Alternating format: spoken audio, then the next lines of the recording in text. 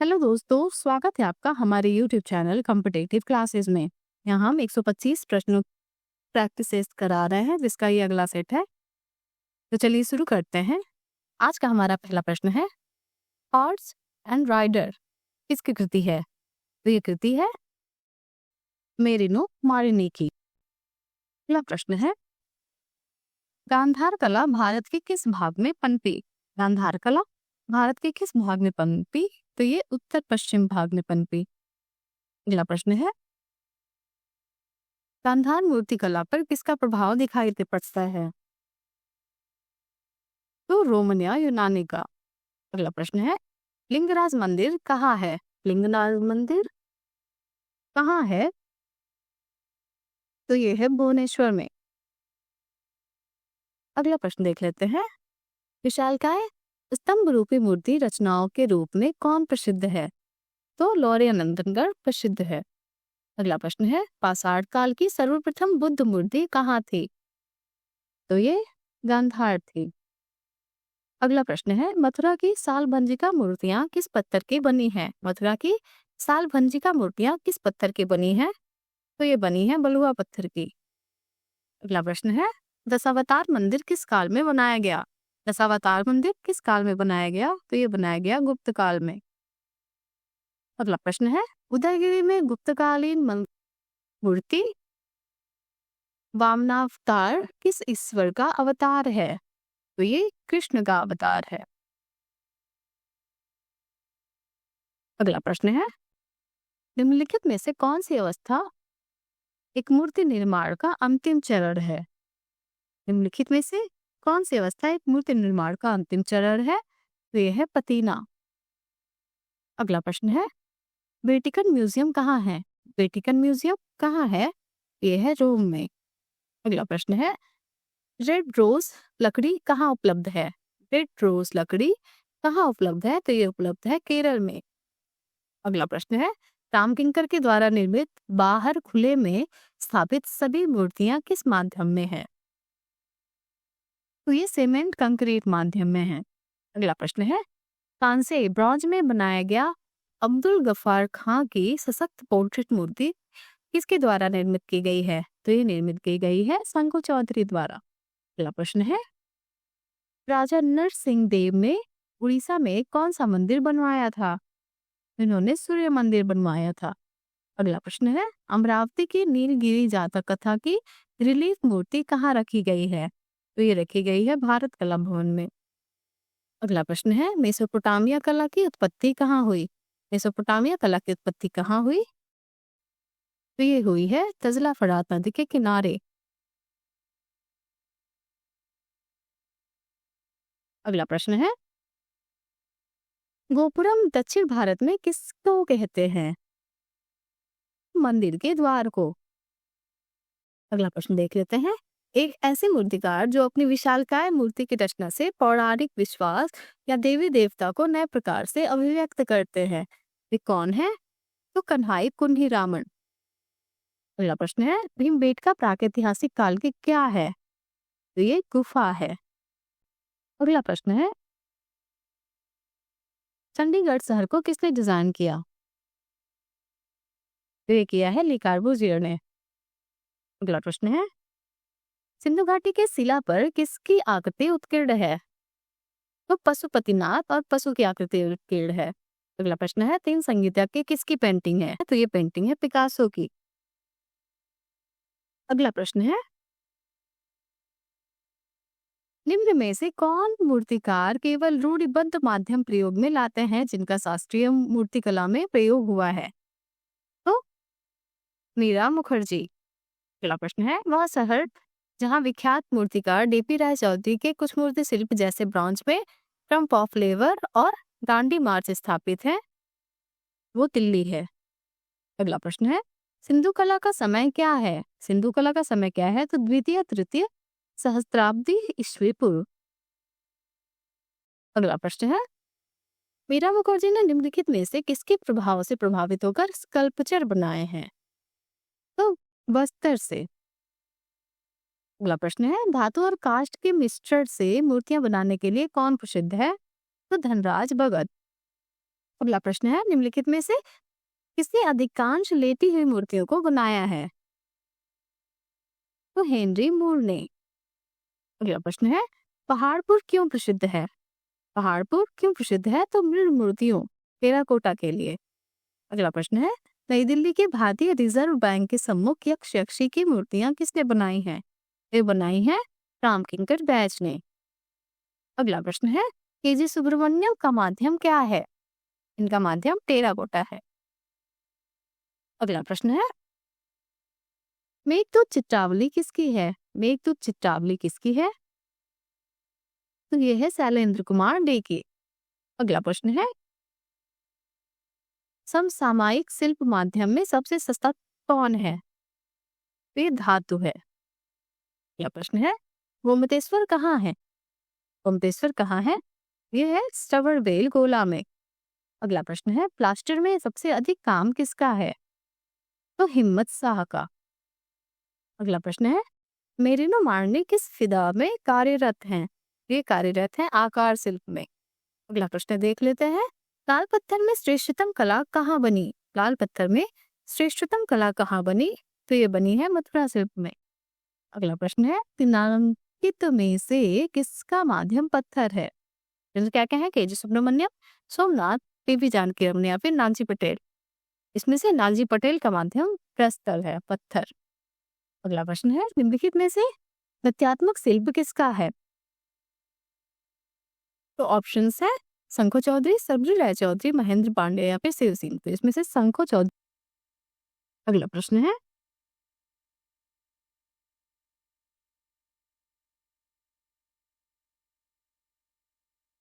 प्राचीन यूनान मुख्यतः कहाँ से प्रभावित हुआ? प्राचीन यूनान मुख्यतः कहाँ से प्रभावित हुआ? तो फ्रांस से। अगला प्रश्न है, सतीश गुजराल के म्यूरल की रचना सामग्री क्या है? तो सेरेमिक। अगला प्रश्न है, सोमनाथ होर किस लिए प्रसिद्ध हैं? वे प्रसिद्ध है टेराकोटा के लिए।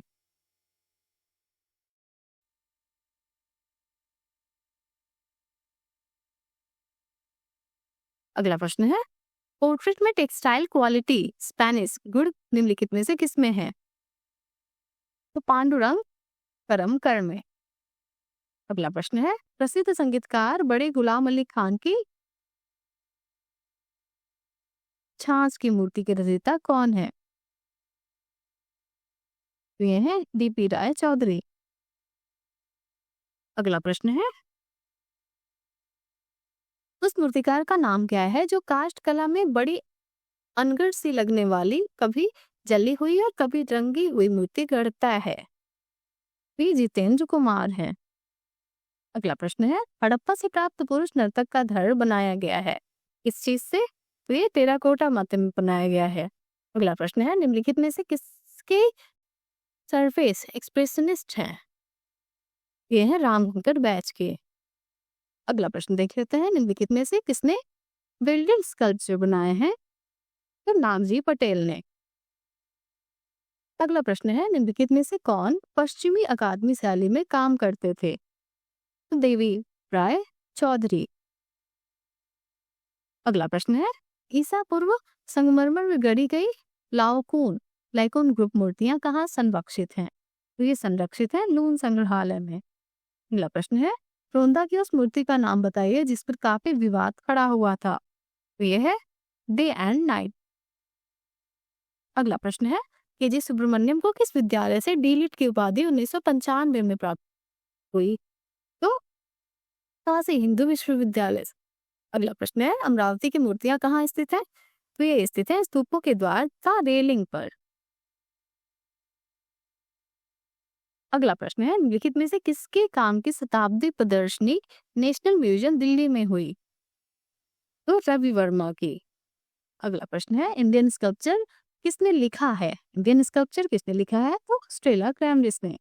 अगला प्रश्न देख लेते हैं, हड़प्पा पाकिस्तान के किस प्रदेश में है? तो यह है सिंध प्रदेश में। अगला प्रश्न है, रवि वर्मा का सबसे अधिक काम कहाँ संग्रहित है? ये संग्रहित है त्रावणकोर म्यूजियम केरल में। अगला प्रश्न है, आध्यात्मिक सत्यता को समझने के लिए प्रतीकों में क्षमता होनी चाहिए, यह किसकी उक्ति है? तो ये युक्ति है आसिद कुमार हलदर की।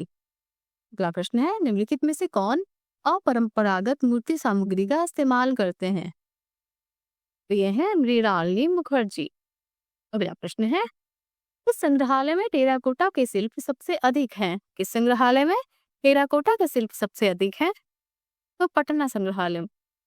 एक प्रश्न है, स्टील पाइपों की विशालकाय मूर्ति को रचने के लिए कौन प्रसिद्ध हैं? तो शिव सिंह प्रसिद्ध हैं। अगला प्रश्न है, NID national institute of design कहाँ है? तो यह है गुजरात में। अगला प्रश्न है, लून संग्रहालय कहाँ है? ये पेरिस में है।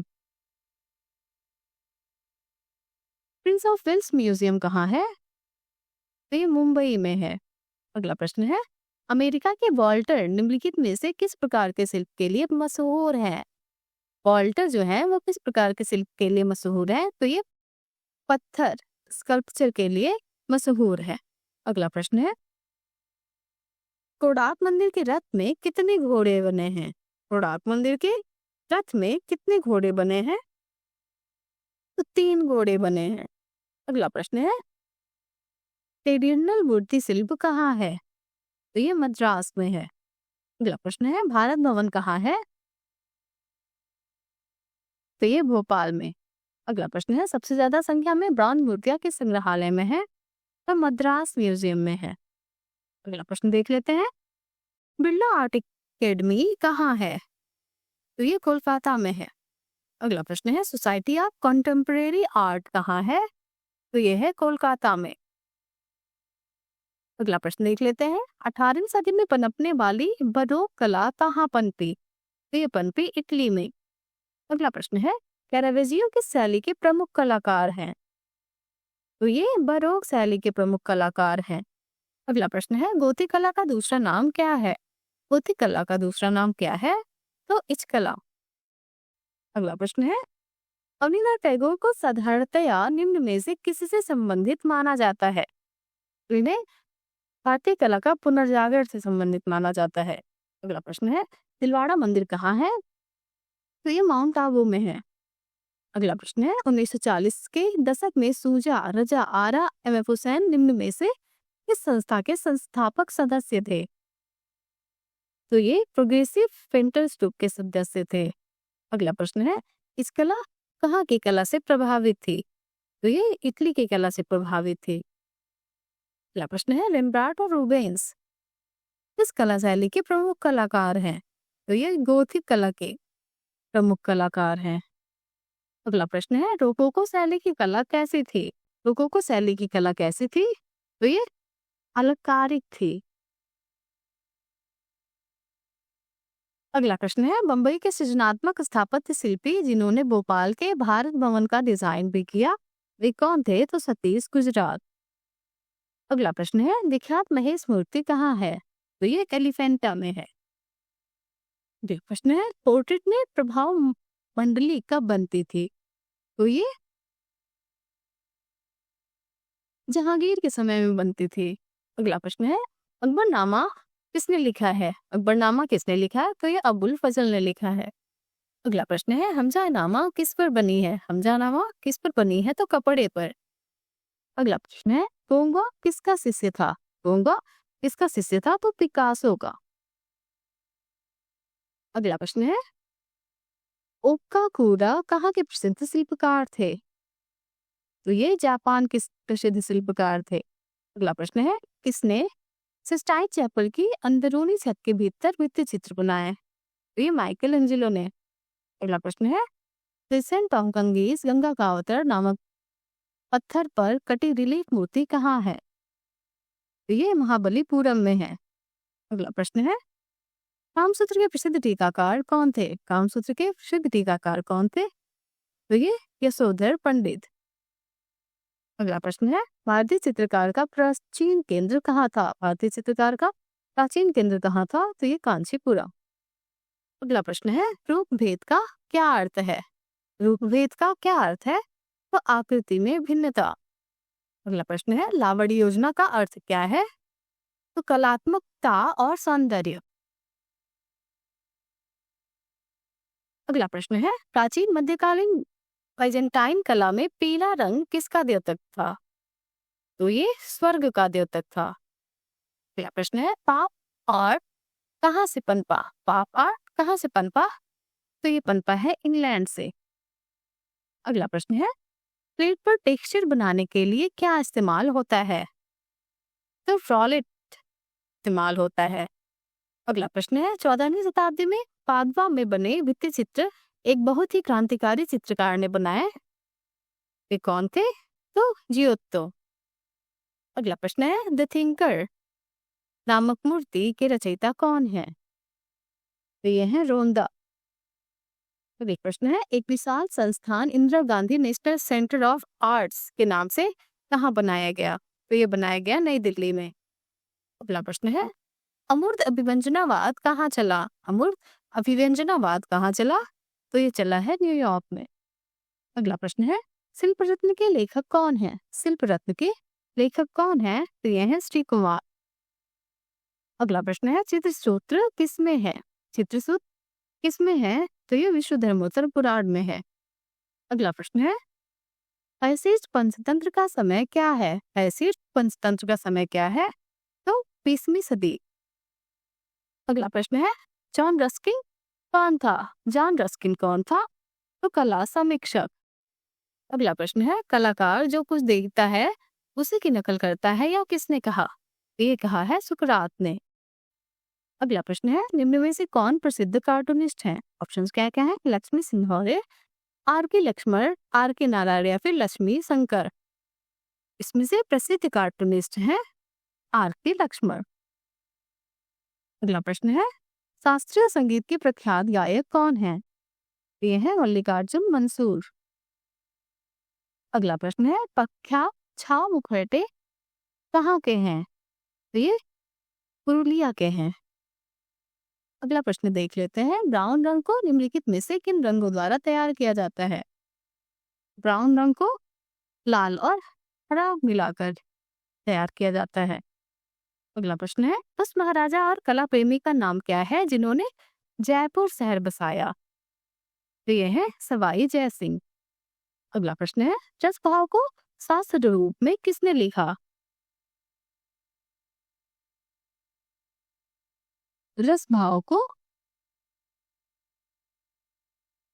शास्त्र रूप में किसने लिखा? तो भरत मुनि ने।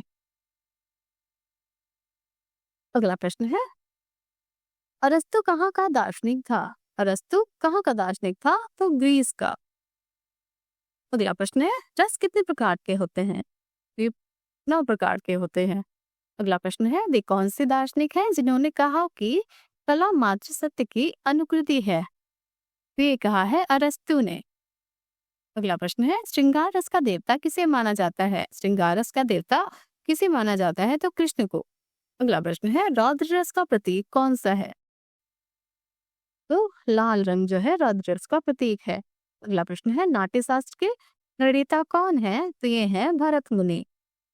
अगला प्रश्न है, धम्मिक स्तूप कहाँ है? तो ये स्थित है चौखंडी के समीप। अगला प्रश्न है, दीदारगढ़ की यक्षी की प्रतिमा कहाँ है? तो ये है बिहार में। अगला प्रश्न है, कनिष्क की मूर्ति किस काल में बनी है? कनिष्क की मूर्ति किस काल में बनी है? तो ये बनी है कुषाण काल में। अगला प्रश्न देख लेते हैं, बादशाह अकबर ने कौन सा नया धर्म चलाया? तो इन्होंने दीन इलाही धर्म चलाया।